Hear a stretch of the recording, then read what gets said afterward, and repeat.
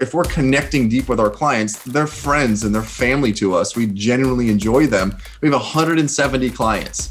And I can confidently say that every single one of those 170, I would go have dinner with tomorrow. I would enjoy hanging out with them. So they want to see like what we're like, not in the business environment of being their financial advisor. They love that stuff. And I think that's where, as John's point was, our megaphone is not just about finance. It's about like, hey, we're real people. And here's what our life looks like as well. Welcome, Model FAs. I'm really excited for our two guests today. Not only are very good friends of mine and have become great friends over the last 2 or 3 years, but they've also been long-term clients of ours. So excited to talk about their business, their progress that they've made, specifically how they're set up and their improvement that they've made as it relates to client communication and client experience, and then how to keep track of all this stuff to make sure that things are actually getting done and milestones are met. So before we dive into that, let's go through some introductions. So we got two people to introduce, Matt Marcoux and John Kennedy. I think we're going to do age before beauty. So Matt, you are... Oh, come on. No, John not only gets to go first, not only because his name alphabetically makes it, but he was our co-founder, our true co-founder of CandorPath Financial. And so he always, for the rest of our career, he'll always go first. Well, now I feel bad complaining about it. That was really nice. Thanks, Matt. Well, Matt, you're really showing your age and your maturity there. So thank you. Thank you. You know me so well, David. Awesome. So thank you for having us. I will go first. Thank you for having us, David. You are a great coach, a great mentor, a good friend. We're super excited to be here on your show and talk to fellow Model FA listeners and those out there. We love sharing about our practice and who we are. And so we're super excited to be here. Awesome. Well, Matt, then I'll start with you. All right. Matt Marcoux is a certified financial planner and an enrolled agent. He's been in practice for 19 years.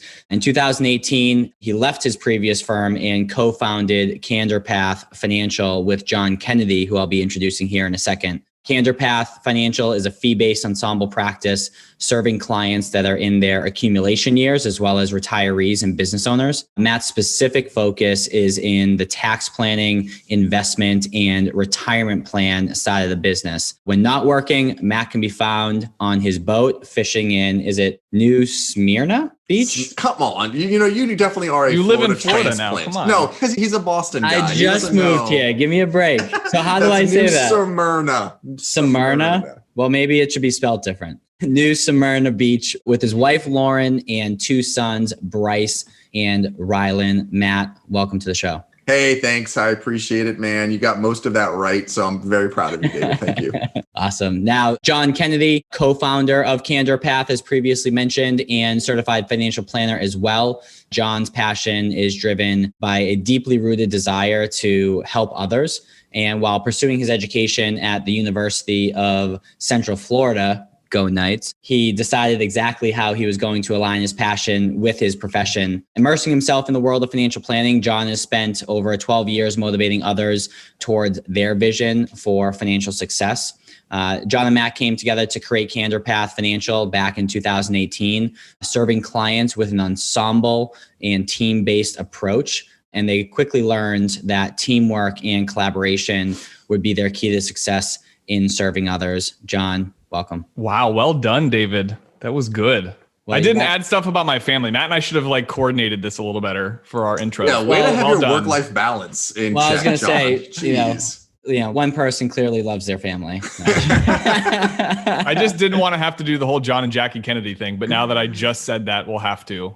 So tell us a little bit about your family, John. Yeah, that's it. So we're John and Jackie Kennedy. Yes, you heard it right. We have 2 kids. They are not John, and Caroline. Our children are 4 and 1. And I too love spending time with my family. John, it sounds like you've given that speech before. What number are we on of the John and Jacqueline Kennedy conversation speech? The jokes I could crack that I've heard people tell me about my name is limitless. So we'll just leave it at that. Awesome. Well, what I can say, having worked with John and Matt for a few years now, is they truly do work well together, and their skill sets definitely do differ, and they kind of work together as two different puzzle pieces. So Matt, if you can kick us off, tell us a little bit about your guys' backstory as well as how your business is set up currently, to give our audience some perspective as to where you're at and how you got there, and what's working currently in terms of the overall team dynamic. Sure. Yeah, you hit the nail on the head there, David. First of all, you've been around since the beginning. We formed our company in March of 2018. Happy 3 years. Yeah, it is. It's the Wow. anniversary, and we're super excited. We're super proud of that. But we came together. John and I actually worked at a previous firm. I'd been there for about 15 years, actually maybe a little bit longer than that. And John came in as an intern, and I sort of mentored him during about a 10-year span. And so we actually knew each other pretty well at our previous firm. And what we were really starting to research was how financial planning practices are most optimized. And so actually John found a book, and the book's called The Ensemble Practice. It's written by Philip Palaviv. And we've actually since connected with him. He's a great guy and very knowledgeable about the structures of financial planning. But really the thesis of the book was describing how are the three main types of practices. And there is three main types. The first is a solo planner. And that's that lone wolf. It's the one that's a female or male financial advisor who does it all. They make all the decisions. They hire the staff. They're, doing everything themselves. They're both the financial planner and they're the janitor. They do it all themselves. And there's nothing wrong. There's no right or wrong, by the way, as I talk through these. It's just there's different styles, and we just needed to identify which one was one that we really believed in. The second is a silo, and a silo is a group of solos. From the outside, it looks like it's this team-based approach, but as you actually lift the hood up on a silo practice, you actually see that it's basically a group of individuals not sharing a bottom line. They're basically sharing expenses and sharing a brand. But at the end of the day, it's up to each one of those to determine which CRM they're going to use, or which investment platform they're going to use, or if they're going to hire a coach or not. They're basically sharing expenses at that point. And that's how we were structured prior to us forming CandorPath, was we were in a silo practice. And I just felt like I was missing something. And again, John brought this book to the group of us and said, here's another way of doing it. And going from a silo to an ensemble, which I'll talk about in a moment, is incredibly difficult. And what we found was everyone wanted to move in that direction. And so, in March, a little prior to that, he left and we formed an ensemble. And the main characteristic of an ensemble is a shared bottom line. And I hate starting with the money side of it because that's not really the motivation. But the point of having a shared bottom line means that every decision is made on a team-based approach. Clients are worked on or worked with in a team-based approach. We have a single rep ID number, whether it's not John's client or my client, it's the firm's client. And that really was what we felt like was missing at our old firm, and really our direction that we wanted to head in, because what we knew is that the two of us together were so much better than being two individuals.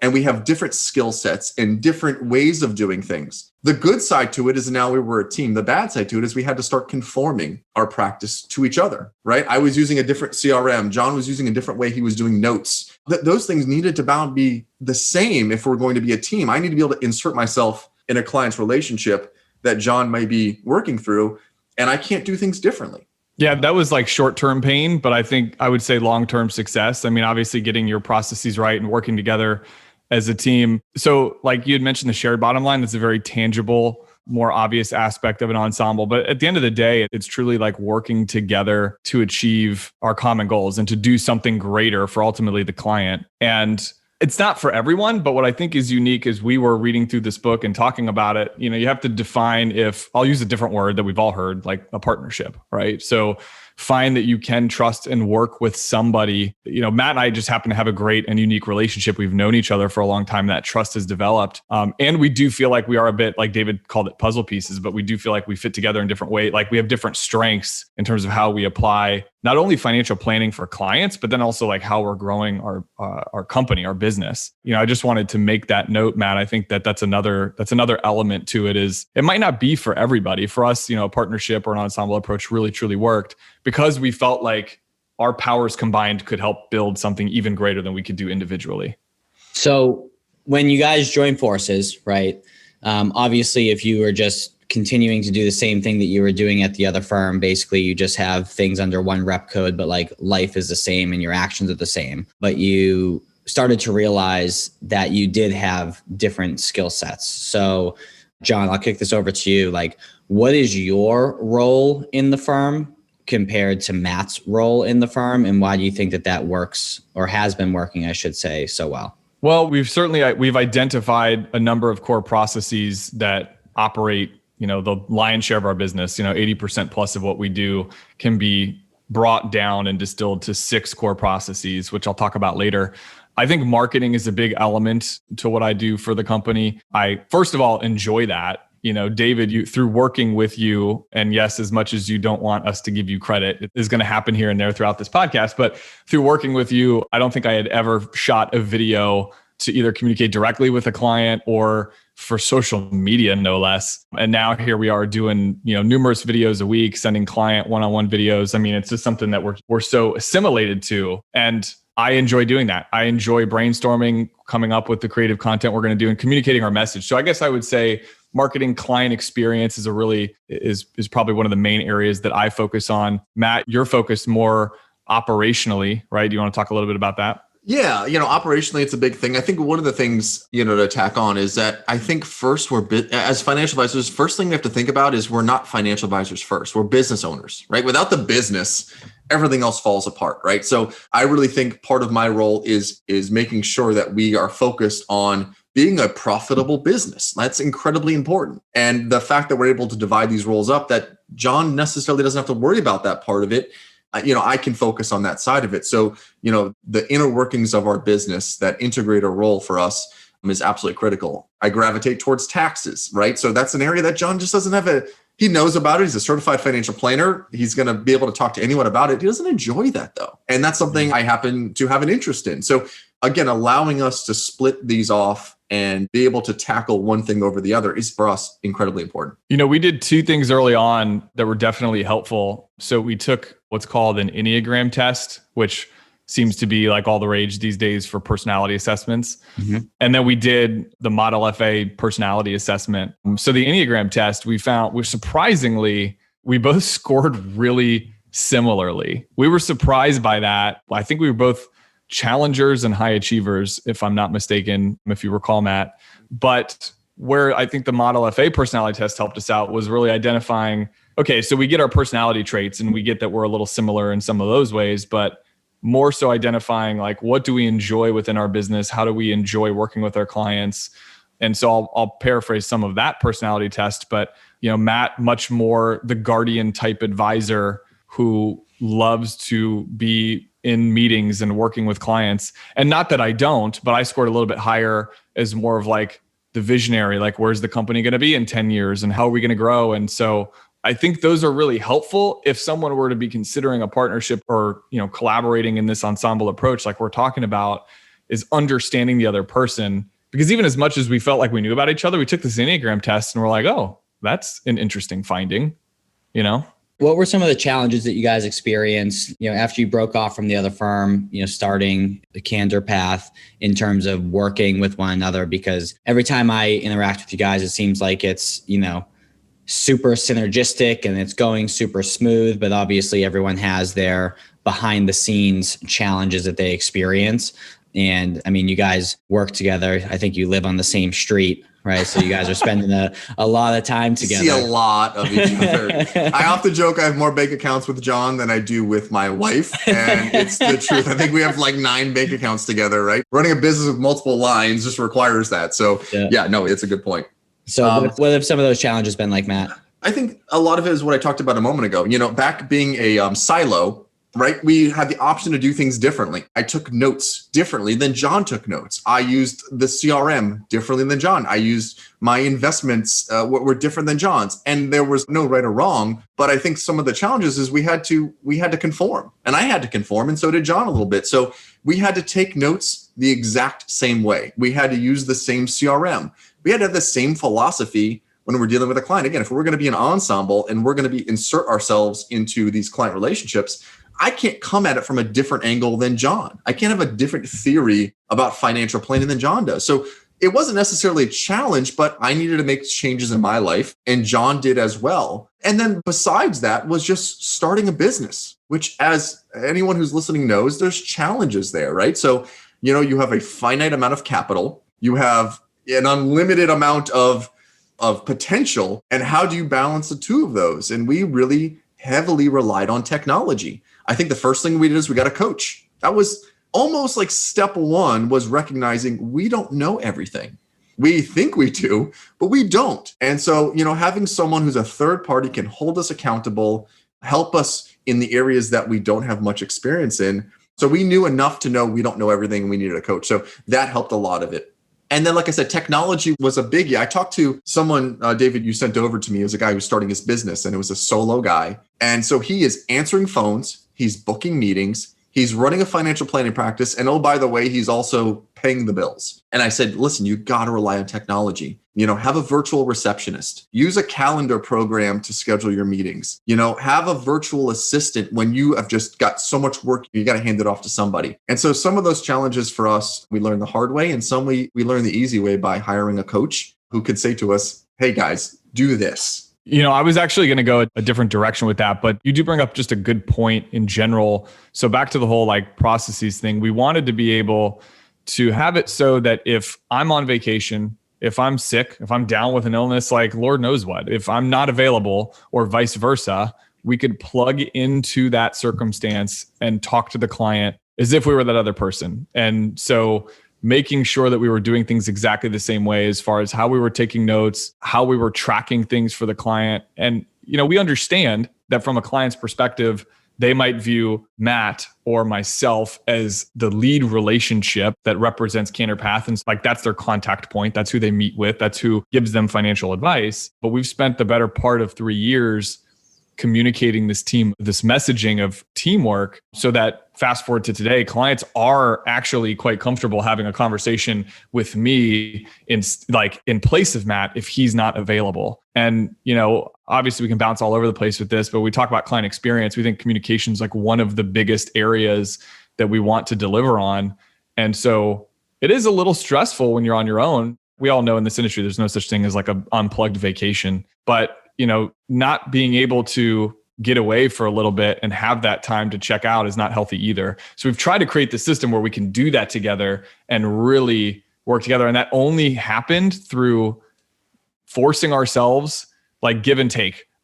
Okay, I see how Matt does this. This is a non-negotiable for how he likes to do things. I'm going to adopt that philosophy of how I do note taking. Or he sees how I do something. We just kind of brought that together, and now we do it the same way. And as we scale, at some point, if we bring on another advisor as we're growing our company, we want to be able to replicate that same process as well, because we believe we do financial planning in a unique way and in a way that's a really great deliverable and helpful for the client. So that type of stuff, I didn't think of it that way, Matt. I was going to go a different direction about client segmentation, but that's a good thought as far as probably our biggest challenge in the last 3 years is saying we're going to be an ensemble and then executing it.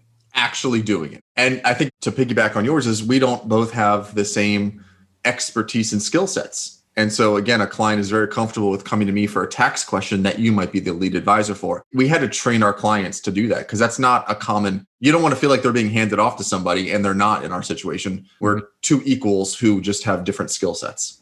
You brought a point that I want to hit on. I wasn't planning on bringing it up, but I feel like there's a number of folks who are kind of in this predicament where they're looking to scale their business, may or may not have the financial resources to do so in the appropriate way. And I know that you guys had the bridge to get you from where you were to where you are now, specifically as it relates to working with a virtual assistant. John, can you hit on a little bit what that virtual assistant was doing for you, and then why ultimately it made sense to actually hire an additional teammate as we sit here today? Yeah. At the time, we recognized we needed help. We needed to outsource certain internal tasks. We needed help even with simple things like phone answering. How disruptive is it if you're the be all end all and the office line directs straight to you and you're trying to work on a client case and then you get a call from somebody else about a completely different topic? And those things are challenging. So we went through a couple different avenues with a virtual assistant. I would say the one that was probably most successful was Belay. I mean, Yeah, Belay. We're sound like we're promoting them, but yeah. So Belay was use really, offer code CandorPath18, and you can get a 10% discount. We should have talked to them about this beforehand. No, so that was a great relationship. We worked with them for over a year before we hired our first full-time in-house position, and it was a great way to bridge the gap. Yes, on an hourly rate basis, it's a higher rate, but we just had to continually do the math. And David was. We're giving you way too many props here today, but David was instrumental in helping us identify. We basically created this list of like things that we love and are good at. And on the opposing side, it was things that we hate and are not good at, right? Yep. So energy audit, it's your zone of genius, your zone of excellence, your zone of competence, and your zone of incompetence. And basically anything that is in your zone of competence or incompetence should either be automated, delegated, or deleted. And ultimately, over time, you should only be spending your time in your zone of genius. And the the interesting thing is that certain people's zone of geniuses are your zone of incompetences, right? So then you kind of play with those puzzle pieces and bring those together, because there's people who get energy from the things that actually drain your energy. And by finding those folks, whether it be in a fractional capacity, like when you guys started, to now in a full-time capacity, that's when you can just run faster together because everything's taken care of and no one's leaving their day with less energy than when they started, because everything that they're doing is actually giving them energy throughout the day. Yeah, that's great. And obviously, an energy audit's probably, like in our world, many people that are financial services think more in the line of numbers, but the energy audit was really helpful. And of course, like many others probably, we knew our hourly rate, like we knew what we wanted to target per relationship. And so we were able to do the math and say, okay, well, if we can outsource, these identified tasks that we're not good at and we don't enjoy, and free up our time at the hourly rate we want to be working at or that we feel like we deserve. So now we can have this role. So that's probably the hardest part. Like I talk to people about like a virtual assistant a lot, and they say, oh, it's just so expensive hourly. I'm like, right, but think about like the freedom that can give you. And so when you're in that place where you don't feel comfortable hiring a full-time position for one reason or another, it is a great bridge.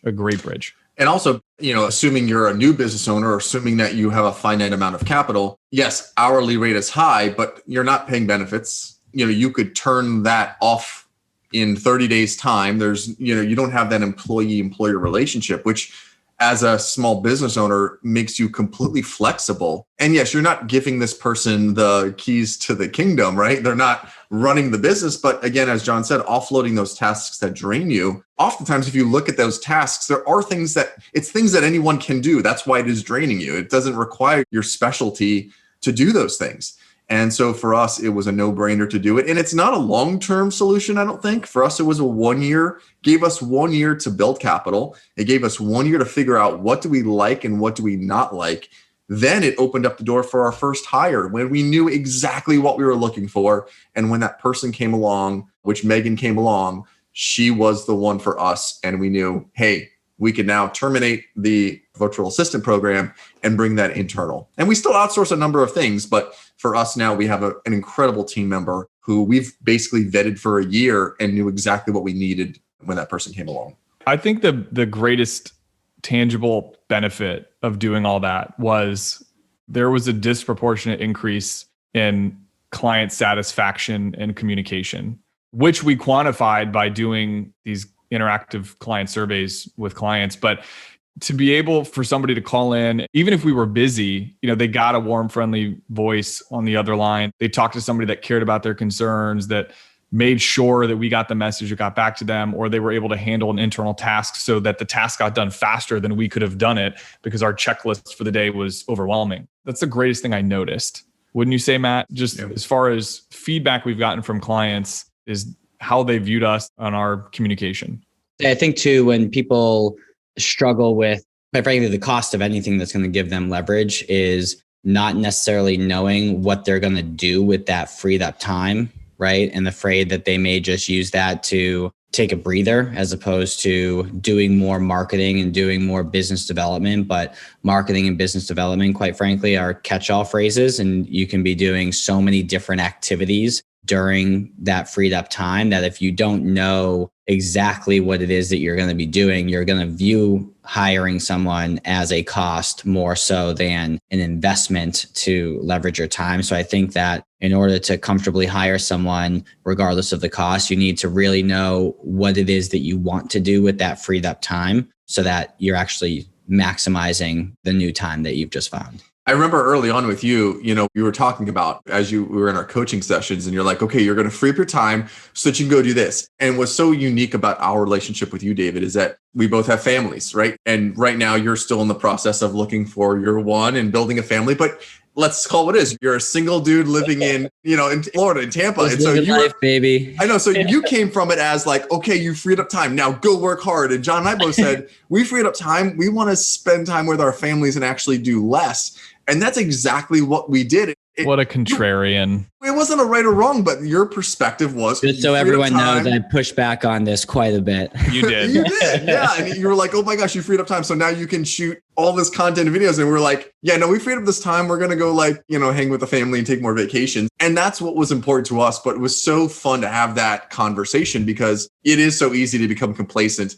You hold us very accountable to making sure that that doesn't happen. But we also had some non-negotiables that we were like, all right, we really value that work-life balance. And it wasn't all or nothing either. That's not fair to say. I mean, all right, I was going to say, let's compromise and say that you guys have still obviously grown. You're still hanging out with your families. So you're still doing the things. You're just in a position to where you can be much smarter, with your time, and the things that you normally would be doing early in the morning or late at night or on the weekends, are now taken care of by Megan and, some of the other resources that you have. Yeah, absolutely. Exactly. I think one of the biggest things that we were able to do besides spend more time with family. So year 1 and 2 was very growth driven. I mean, I can't imagine we're that different than other advisors where, it's all about sales can be a dirty word, but it's about, sales, cultivating relationships, grow. You got to grow. And I would say in year 1 and 2, that's really what allowed us the freed up time to continue focusing on growth. And in year 3, we got to a point where I'm not saying like we just ballooned and grew. I'm not trying to be overconfident about that. But what I'm getting at is we got to a point where we realized that growth that we were achieving was unsustainable. So like adding more revenue for the sake of adding revenue versus adding an ideal client relationship and making sure that it's a good fit, both financially, but also just personally, like they're going to be somebody we want to work with. Mm-hmm. So we spent a lot of time this past year working on like operating like a true business versus just a practice. Like, oh, we have a financial planning practice. You hear people say like, oh, we have a practice. And like, that's true. But we really switched gears into saying like, okay, let's be more of a business. Let's run this more like a business. And that's where kind of Traction by Gino Wickman came in, which we've talked with you a lot about, David. Yeah. Hey, Model FAs. I know you're enjoying this conversation, but I wanted to take a quick break to talk to you about the Model FA Accelerator. This is a unique collaboration between us and you, where we help you build a financial advising practice that you can be proud of. We focus on the foundational concepts around how to pick a niche or a specialization, how to price your services, how to construct an offer that people are going to buy, and then how to market it and sell it in a way that'll get people to sign on the dotted line and become clients of your firm, all while giving you the information to scale and set up workflows and operational processes that will allow you to reclaim your time and build a practice that doesn't run you. So if you'd like to hear more about that, go to www.modelfa.com/accelerator or www.modelfa.com. Hover over Work With Us and click on Accelerator. Hope to see you in the program. I want to transition slightly. Your client communication and client experience has changed drastically. I think you guys have always worked hard to deliver a good experience and to be able to communicate with clients, but the way in which you've done that has changed over the last 2 or 3 years or so, leveraging more video and some other newer and cool means where people can actually hear from you on a daily basis. So, John, I know that you've been heading up a lot of that stuff on the front end as it relates to content creation and things like that. So I want to know what it is that you're doing exactly, and couple that with the feedback that you're getting from clients and prospects.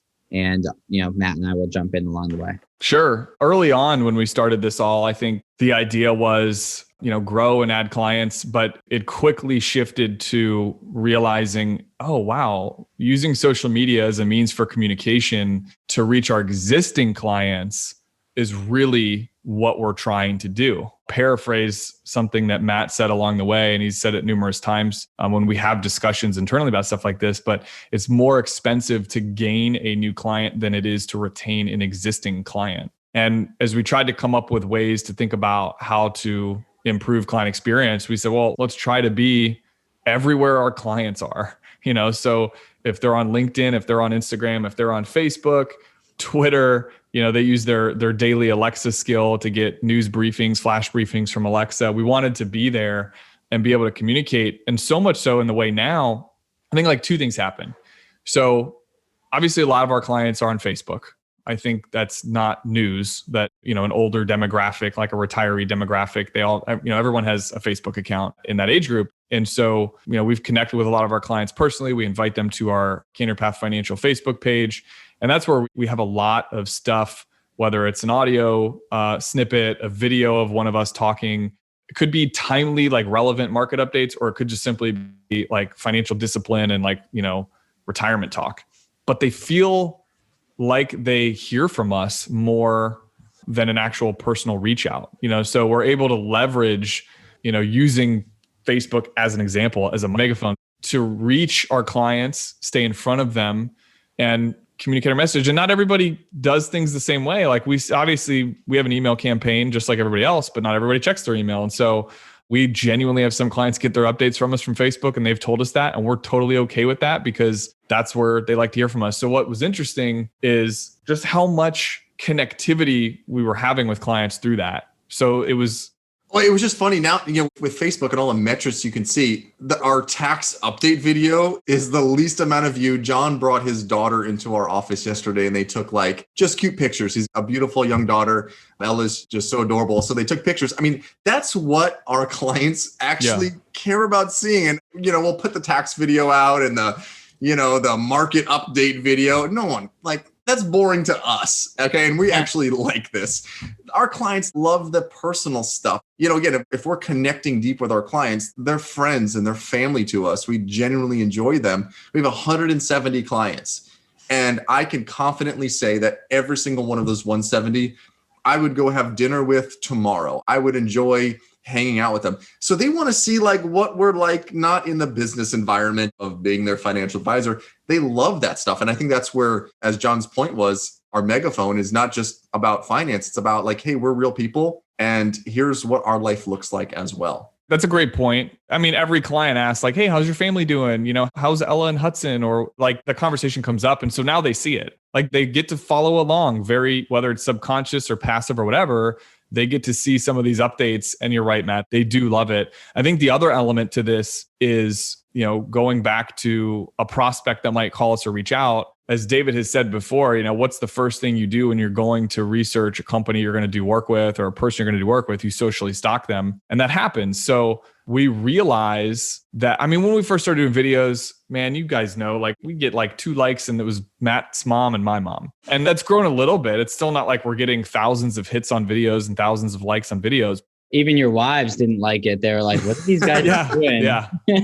Yeah, exactly. Our moms are ride or die though. Look at them playing business over there. Yeah, exactly. But what's ended up happening where this has evolved is we'll have an initial conversation with somebody, they'll schedule through Calendly, they'll book an intro call. And it took us a while to truly connect the dots, but the conversations accelerated faster. The trust seemingly developed quicker. We got deeper to the heart of whatever their issues were, whatever their pain points were faster. And what we realized through conversation was they'd reference I saw you mention that on a video. And by the time a prospect meets with us, for the most part, they've already made the decision on if they want to work with us or not. They already know if they like us or not. If they saw our video and it's not for them, it's not for them. And we don't care. They moved on. So in a way, it's helped deepen the relationship right off the onset. And what used to take 3 or 4 meetings to develop is now done in less time. It's roughly 2 meetings by the time not only do we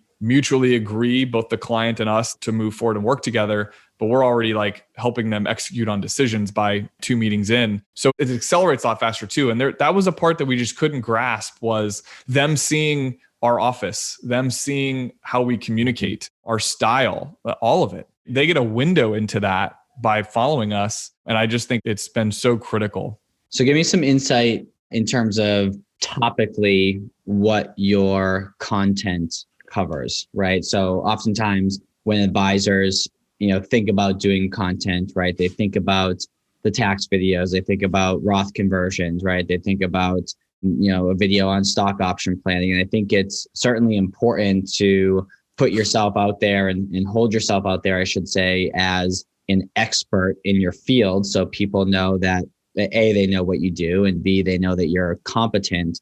But what you alluded to earlier is that although people may be seeing those, right, they may not be actually watching them, or they may not be interacting and engaging with them.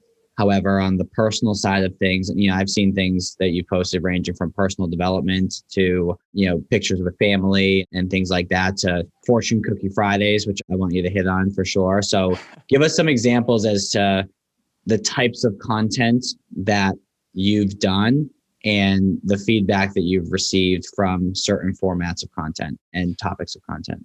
Yeah, for sure. I think Matt was right. Not all the information just needs to be cookie cutter financial planning topics.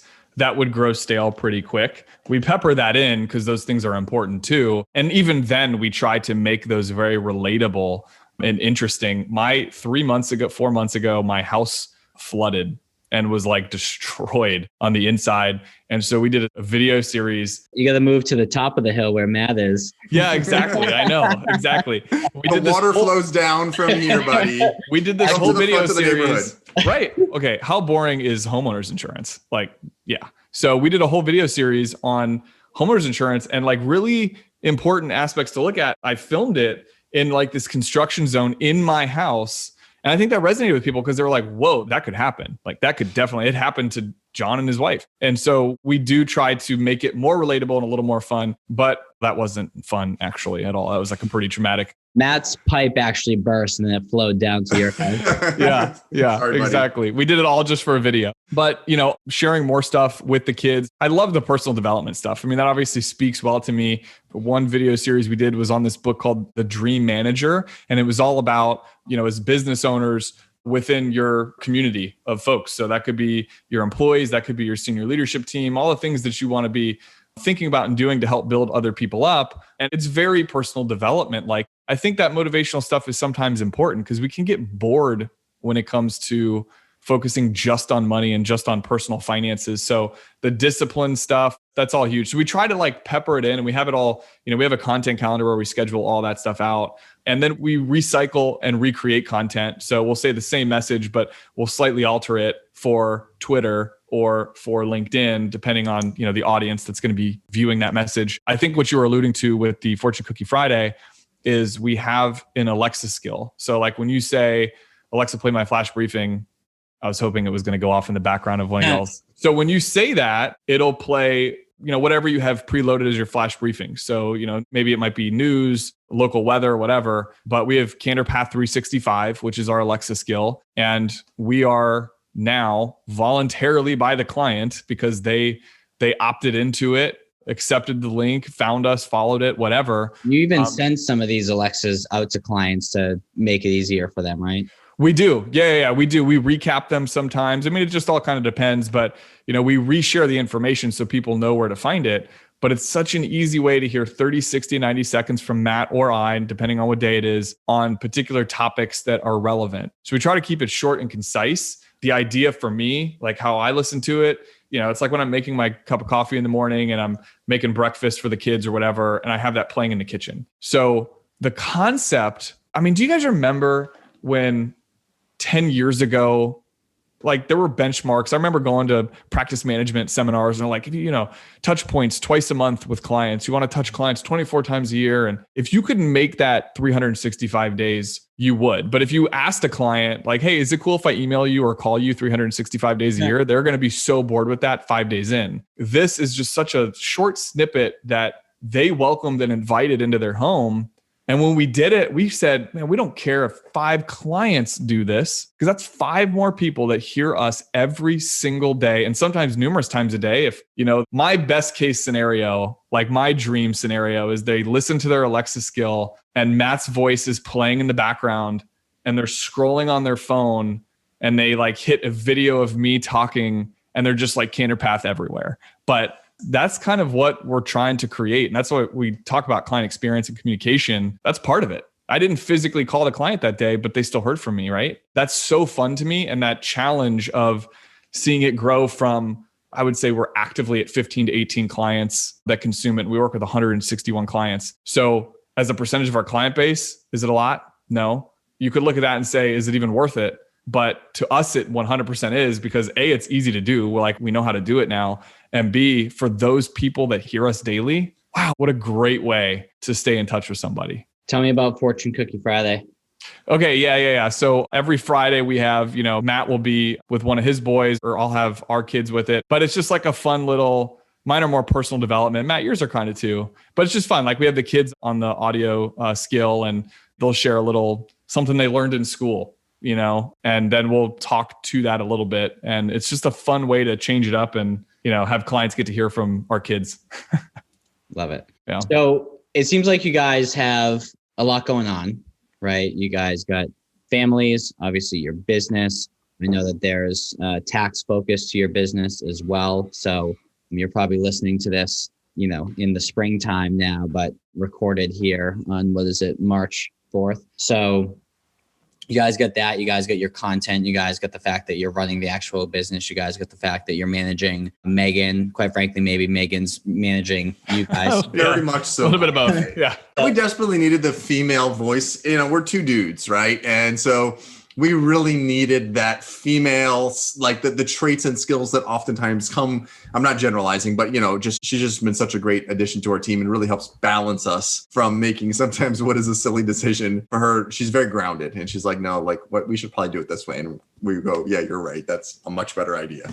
So you guys have a lot of stuff going on, and I'm excited to go through your favorite book here towards the end before we enter the after hours section. But for John, his favorite book, and it's a little bit of relevancy as well, I would imagine, is the book Traction, which I'm sure a number of us who are listening to this show at least know about the EOS system and that book Traction. Maybe you're implementing it, maybe you're not. I know it's fairly popular throughout our industry, but John, can you hit on when you guys actually started implementing this and the impact that it's had on your business from an organizational as well as an execution standpoint? Yeah, it was about a year ago. I think we made it a Q1 2020 goal to read Traction.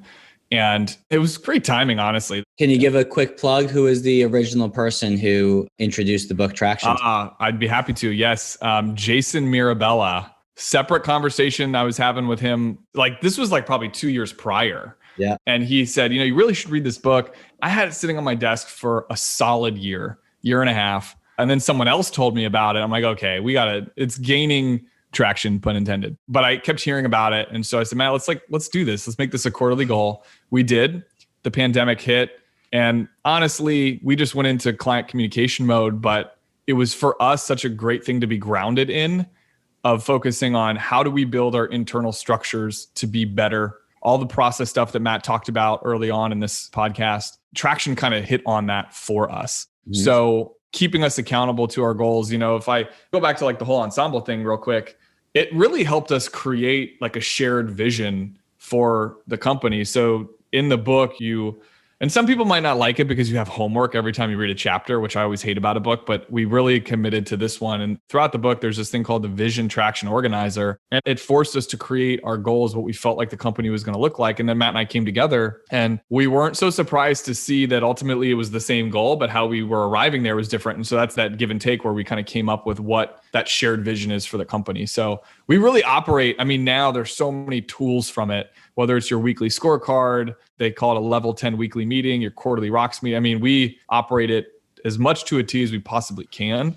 And David's actually a part in helping us make sure that we, don't drop the ball with it. And I've actually graduated onto the next book in the series from Gino Wickman, which is look at you. Rocket Fuel. Look at me. I'm a pioneer of traction. But what I've taken from the book so far is that every business should have a vision, someone who's a visionary, and the other person or the other component to it is an integrator. And so for us, for John and myself, John is 100% the visionary of our firm. He can see where we should be, we should be going. And he really does plot the course of the direction. Now it's both of us obviously coming together, but he is the lead in that area. And then the partner to that is the integrator. So, okay, the visionary can have all these great ideas, but now we've got to actually put this to work.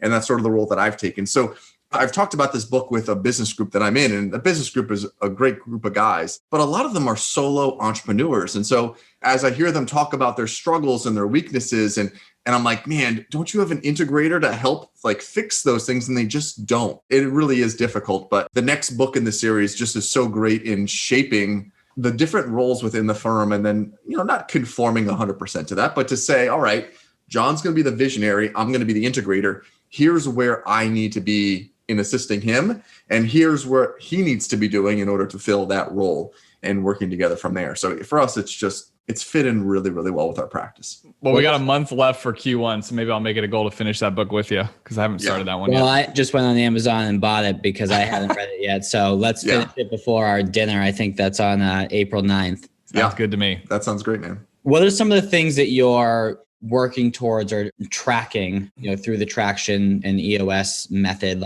What aspects of the business have been a focus of yours since you implemented that model?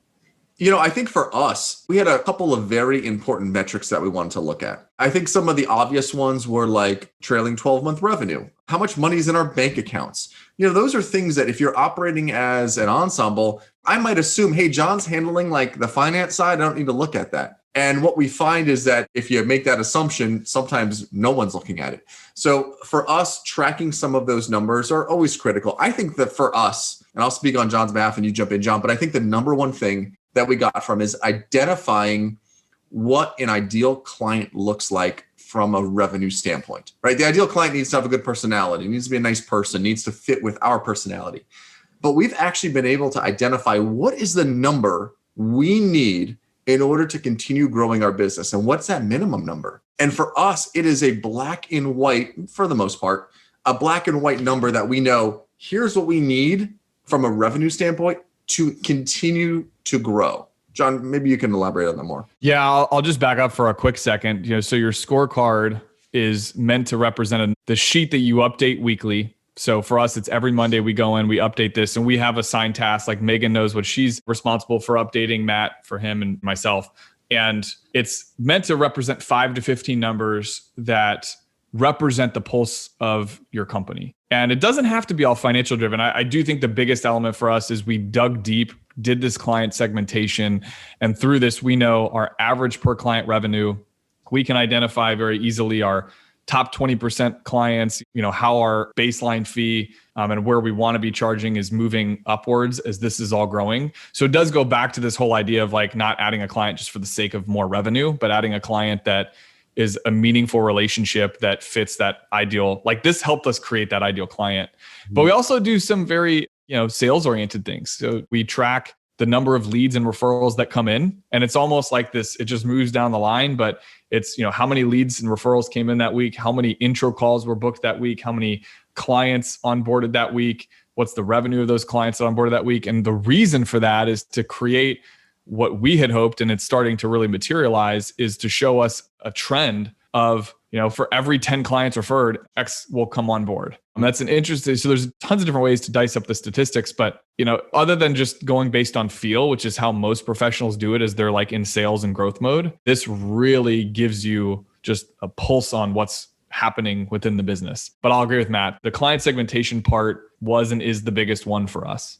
Yeah, I think as you continue to grow, it's important to make sure that when you're at a sustainable place as it relates to your own income off of the revenue that the business is generating, that the only people that you're adding are people that are going to give you energy that you're going to enjoy working with. Otherwise, your business is going to just start working you as opposed to you working your business. because of that scorecard, and I'm not going to say this boastfully, but we've had 6 referrals in the last month. We've had more than 6. I think maybe we had 10, John, whatever the number is. But we said no, not no in a disrespectful way, but we were able to confidently say these people were not the right fit for you. And it was because we knew the numbers, we knew the personality, we were steadfast in our resolve. Listen, for the first 17 years of my career, if you had a pulse and you were halfway decent, I was going to work with you.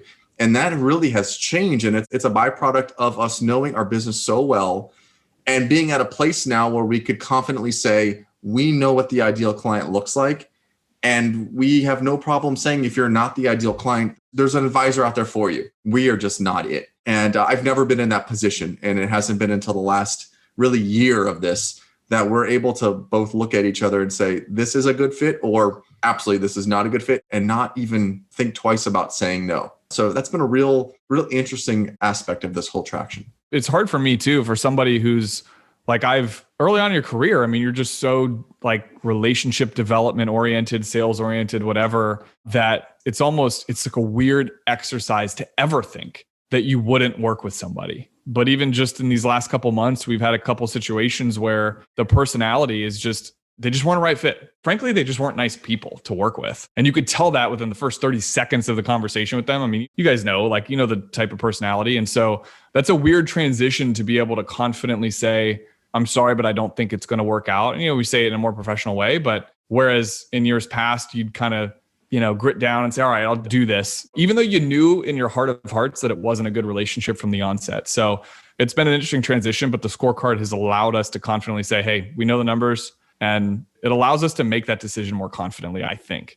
Awesome. Well, John, that's your favorite book, your most recent favorite book. So as everyone may know, after listening to our new formatted episodes, part of the goal is to promote learning both in and outside of our industry. I find that a lot of advisors either become complacent and stop learning, and therefore, I think over time, start rotting.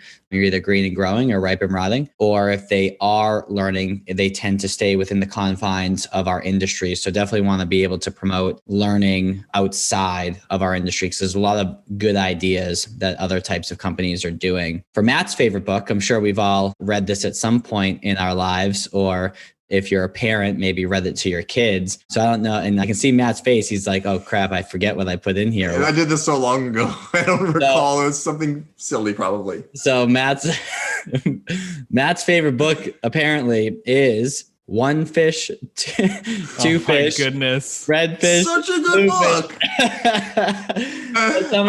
Okay. So I'm not of the group. I'm not the intellectual. I'm not the big reader. And honestly, that's why an ensemble for us works. John has that trait where he's like, all right, dude, you got to read this book. And I'll do it. But if it's up to me, I don't enjoy, in my off time, I don't enjoy financial books. I don't enjoy business stuff because I do this all day long. And so I feel like right now, this whole one that I'm reading for Rocket Fuel, it's taking me forever to get through it. Phenomenal book. I'm like voraciously taking notes.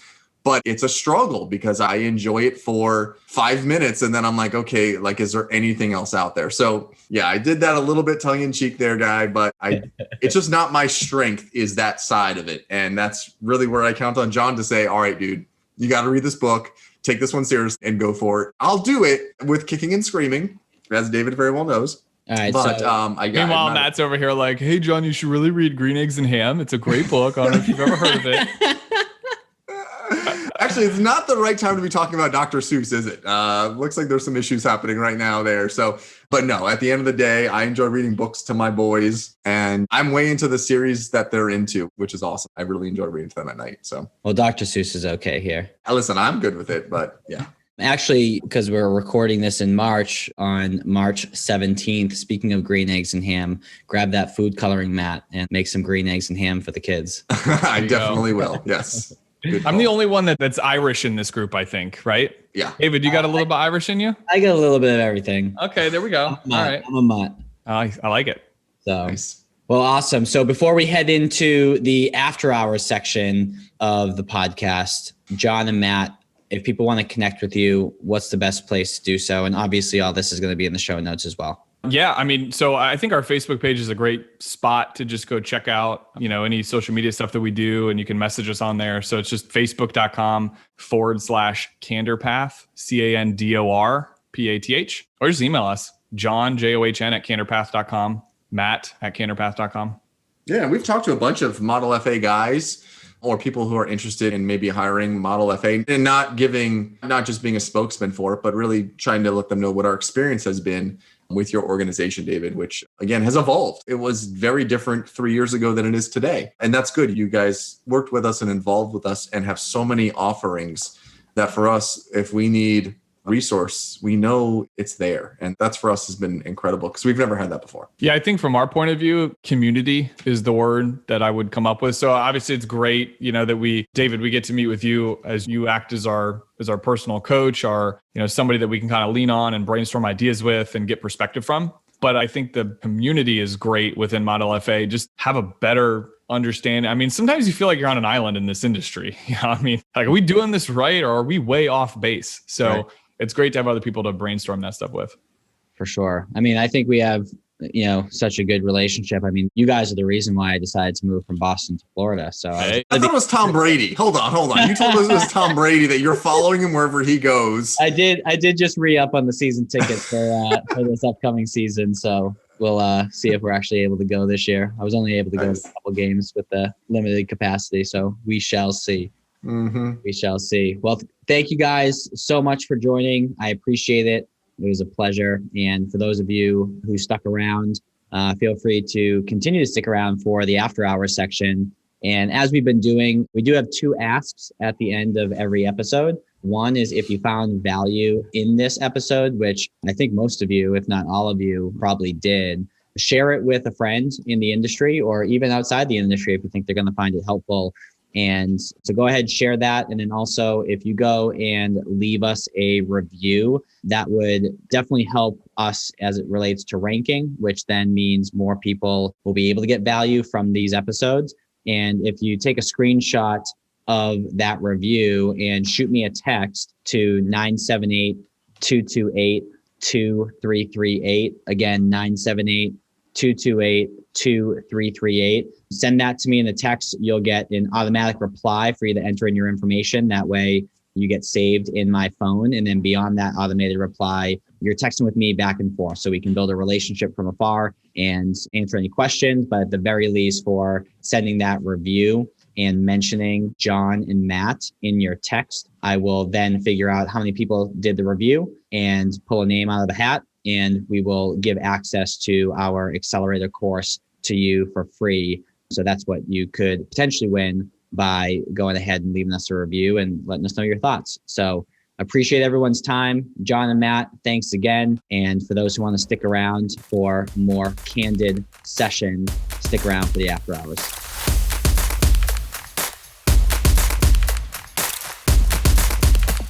It was fun. I got some funny would you rather questions that I'm going to ask you guys. Okay. Let's do it. So we're going to get, these are supposedly called would you rather questions that are impossible to answer. So you guys are going to feel conflicted on these. Okay. Great. God. And whatever you're thinking that they're going to be, they're way worse. So Matt, would you rather have bad breath or smelly feet? Smelly feet. Yeah. Yeah. Do I have to give a why behind it, or is it just single answer? I want to know why. Okay. I mean, like smelly feet can be like, yeah, you can cover up shoes. That's no big deal. You have halitosis and no one wants to be near you. Although right now with a mask on. I was just going to say, what are you talking about? You just put a mask on. I know, but who knows when this is going to be listened to? I don't, listen, at some point in time, hopefully this will be behind us. But as of right now, it was so funny. I still cover my mouth when I cough and do those types of things, even though I'm wearing a mask. So I'm still going to be steadfast with my answer. I'm going with stinky feet. That can be fixed. Love it. John, what about, would you rather have spaghetti for hair or sweat mayonnaise? Spaghetti for hair. I could shave it. I could shave my hair. You can't get rid of sweat. No. You can't shave. Oh, well, still the answer is the same. Spaghetti for hair. Yeah, I'm definitely a spaghetti guy. Yeah. Sweat mayonnaise that's just disgusting in so many levels. Would you rather, Matt, only be able to whisper or only be able to shout? I'm a shouter. I've got to shout. Everyone. That's what he has to does hear what I'm already, saying. David. I do a lot of yelling. It's a good venting tool. So no, I am 100% a shouter. No whisper for me. John, would you rather sneeze every time you say hi or have the urge to pee every time you ask a question? Oh God, I can answer that one for him.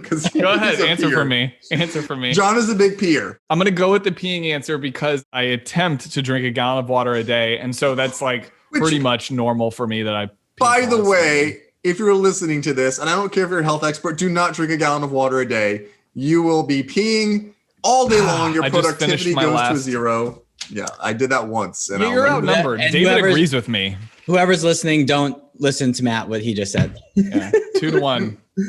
Matt, would you rather adopt a British accent every time you're having a serious conversation or laugh every time someone cries? Oh gosh, no. I can't laugh when someone, actually I'm a big laugh when crying happens. Sometimes that's how I deal with it. But no, I'll definitely adopt a British accent just to not be uncouth. That one seems like an easy answer. British accent's cool. Easy. That's Yeah. Okay. John, would you rather talk like Yoda or breathe like Dark Vader? Talk like Yoda? So I'm watching Mandalorian right now, and I'm not really into like the whole Star Wars thing. I mean, I like it, but it's not something that I love. And I started watching Mandalorian and I am hooked, so hooked. So this question was very timely, but yeah, I'll talk like Yoda. Well, it's interesting because I'm not big into Star Wars either, and everyone's still, talking about Mandalorian. So the fact that, you're not big into Star Wars, but you're liking Mandalorian, maybe I'll give it a shot. It's good. It's worth it. Matt, would you rather have a head the size of a tennis ball or the size of a watermelon? A small head is weird. My Beetlejuice days. I was just thinking that. It's not a good look. I'll go with a big watermelon head versus a little shrunken. I'll say, I mean, my head's a little big anyway, so it makes my ears look small that usually stick out. There you go. A couple more. John, would you rather hunt for every meal or only be able to eat at McDonald's for every meal? Only be able to eat at McDonald's for every meal. I'm so. I think I could find some grilled chicken, maybe do a salad. There you go. Yeah, hunting for every meal that's a lot of work. We just did this whole thing on outsourcing and leveraging time. Well, you can hire people to hunt. Yeah.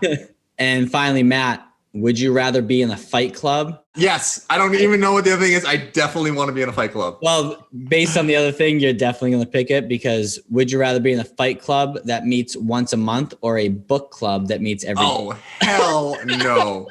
I'm not the intellectual one here. Give me a fight club, getting punched in the face. You can learn so much more from getting punched in the face than you can from reading a book. So I don't know. Is the book club at like the second grade reading level, or is it like what are we reading? Book club? If it's Green Eggs and Ham, he's gonna love it. I'll crush it.